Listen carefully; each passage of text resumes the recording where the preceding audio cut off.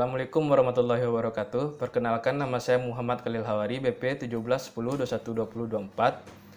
Baiklah, pada kesempatan kali ini saya akan mempresentasikan hasil kerja praktek magang saya di Balai Penelitian Tanaman Industri dan Penyegar Sukabumi, Jawa Barat. Yang dimana pembimbing saya itu Dr. Yusniwati, SPMP.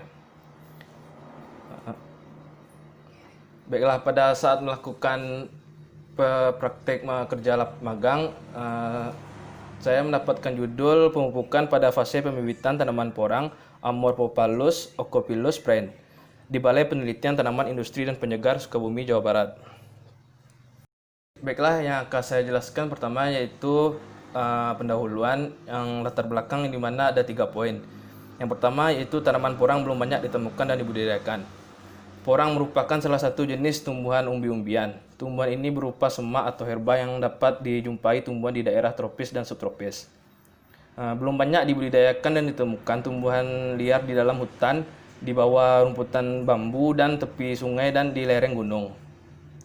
Porang dapat tumbuh di bawah naungan, sehingga cocok dikembangkan sebagai tanaman sela di antara jenis tanaman kayu atau pepohonan yang dikelola dengan sistem agroforestry.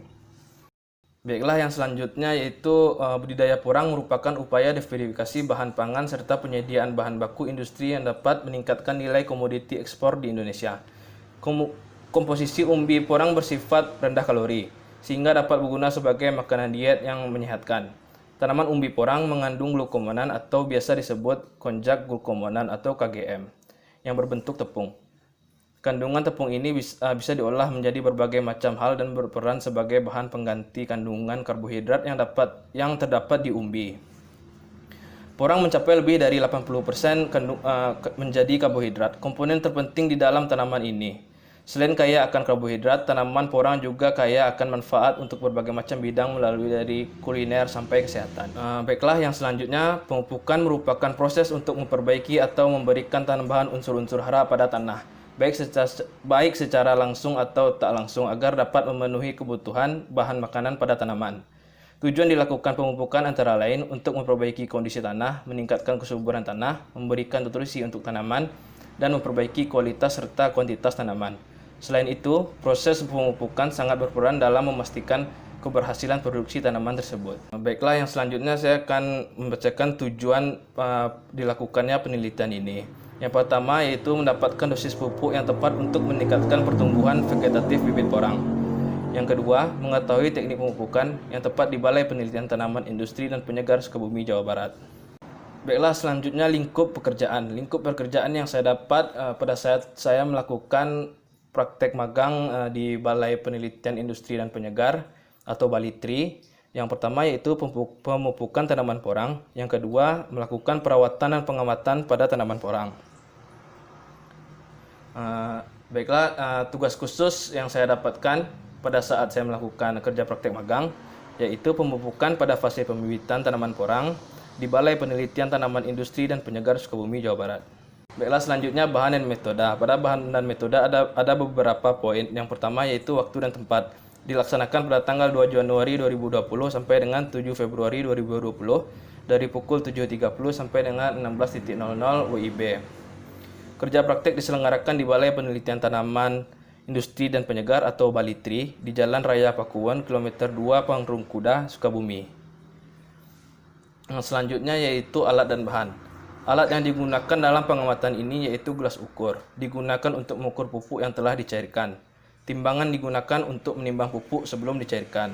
Lalu ada penggaris yang digunakan untuk mengukur tinggi tanaman porang. Lalu ada jangka sorong yang digunakan untuk mengukur diameter umbi porang. Lalu spidol digunakan untuk memberi label pada polybag. Pena digunakan untuk menulis hasil pengamatan. Dan HP yang saya gunakan untuk mendokumentasikan selama saya melakukan kerjaan praktek magang yang di Balitri. Lalu sedangkan bahan yang digunakan adalah pupuk NPK dan bibit porang dan air yang digunakan untuk melarutkan pupuk NPK. Selanjutnya ada prosedur penelitian. Rancangan yang digunakan yaitu RAK, 5 perlakuan dan 5 ulangan dengan 3 tanaman, jadi total ada 75 tanaman. Setelah itu dilakukan pengamatan. Selanjutnya cara kerja. Yang pertama, persiapan alat dan bahan. Lalu setelah melakukan persiapan alat dan bahan, saya melakukan pengelompokan tanaman porang sesuai dengan perlakuan. Lalu selanjutnya saya melakukan pelarutan pada pupuk NPK dengan sesuai dosis yang telah ditentukan. Lalu selanjutnya itu saya melakukan pemupukan. Setelah saya melakukan pemupukan, saya melakukan pemeliharaan tanaman porang dan melakukan pengamatan. Baiklah, selanjutnya saya akan menyebutkan parameter penguatan yang saya lakukan, yaitu ada tinggi tanaman, diameter umbi pangkal dan bawah, banyak daun, dan diameter batang. Pengamatan saya lakukan sebanyak 2 kali. Pada pengamatan tinggi tanaman saya melakukannya sebanyak 2 kali. Sedangkan pada diameter umbi pangkal dan bawah, banyak daun, dan diameter batang hanya saya lakukan sekali. Sehingga di tabel hasil saya hanya melampirkan tinggi tanaman awal dan akhir. Baiklah, selanjutnya saya akan menjelaskan hasil, yang dimana tabel hasil perbandingan tinggi awal dan akhir.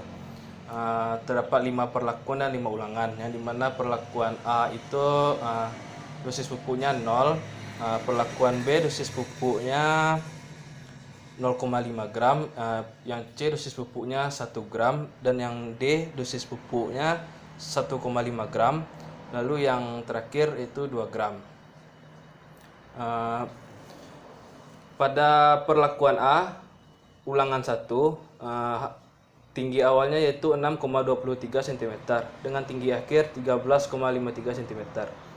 Perlakuan A ulangan 2, tinggi awalnya 6,36 cm, tinggi akhirnya 16,5 cm.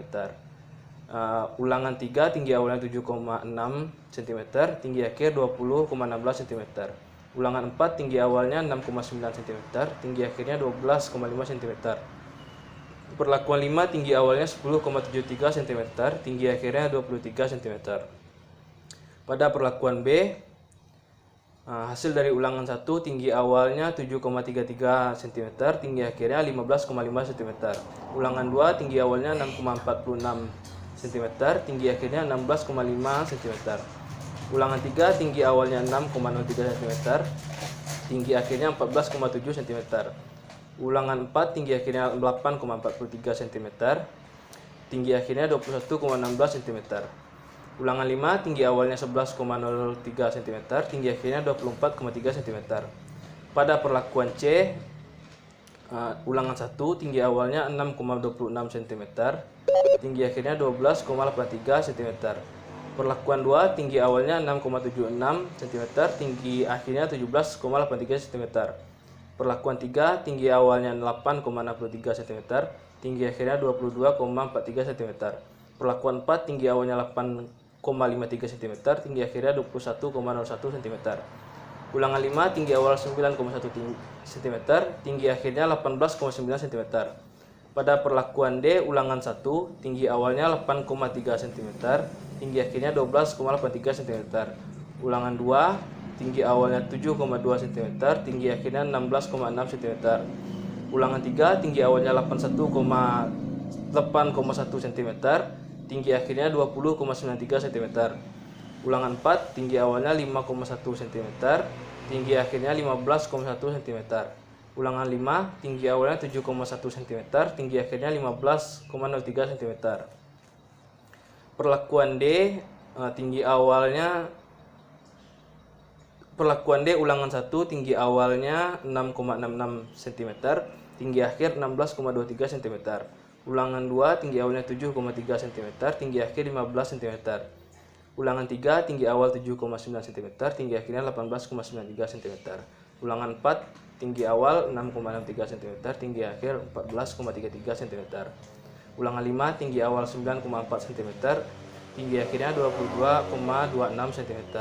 Dari data pengamatan tinggi tanaman tersebut ini, pertambahan tinggi rata-rata yang paling tinggi yaitu pada perlakuan B ulangan 5. Baiklah, selanjutnya kesimpulan. Berdasarkan dari hasil pengamatan yang didapatkan, dapat disimpulkan bahwa pertambahan tinggi tanaman yang paling tinggi terdapat pada perlakuan B ulangan 5 dengan dosis pupuk 1,5 gram. Baiklah, sekian hasil presentasi dari saya. Mohon maaf apabila masih banyak kekurangan. Saya akhiri dengan wabillahi taufiq hidayah. Assalamualaikum warahmatullahi wabarakatuh.